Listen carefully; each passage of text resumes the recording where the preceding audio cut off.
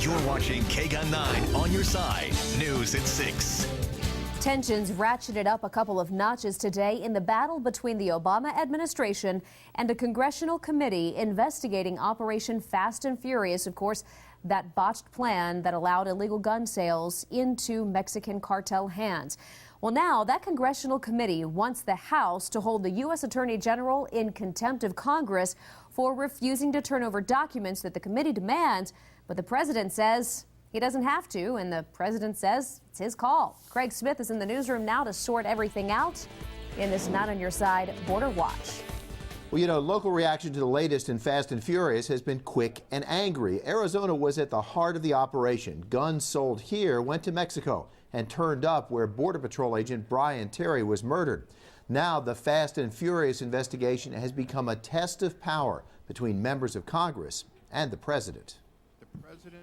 California Congressman Darrell Issa's committee is investigating the operation that let guns go to Mexico to trace them to the cartels. Investigators lost track of many of the guns. Some turned up in the desert where Border Patrol agent Brian Terry died. Issa wants Attorney General Eric Holder to release documents about what the Justice Department knew. Holder says he's released thousands of pages. Issa wants more. Holder says no. Now President Obama says he's the president, so he can say no. That's called executive privilege.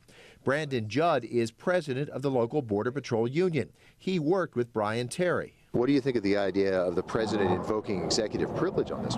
Again, that's very, very disappointing because he railed against Bush for the number of times that Bush invoked executive privilege. And again, if Issa was searching for specifics about the investigation, I could understand that. But from my understanding, Congressman Issa is looking to see who should be held accountable for letting those guns walk into Mexico and for Brian Terry's murder. Now Issa's committee wants the full House to hold Eric Holder in contempt.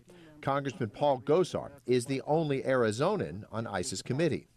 The people of Arizona, California, New Mexico, and Texas, who deal with unsecured borders and violent Mexican cartels on a regular basis, must also live in fear of these firearms. These citizens deserve for contempt charges to begin, because it is with contempt for their safety that this operation was carried out. Here is part of a statement from Brian Terry's parents. Attorney General Eric Holder's refusal to fully disclose the documents associated with Operation Fast and Furious and President Obama's assertion of executive privilege serves to compound this tragedy. It denies the Terry family and the American people the truth. Now, all 23 Republicans on the committee voted to send the contempt citation to the full House. All 17 Democrats on the committee voted no. They used terms like unreasonable and a witch hunt. A lot of people want to know. We want to know what comes next. Well, there probably will be a vote in the full House sometime next week. Then Holder could face criminal charges. But in the past, cases like this, things did not go that far. All right, we'll wait and see, Craig. Thank you.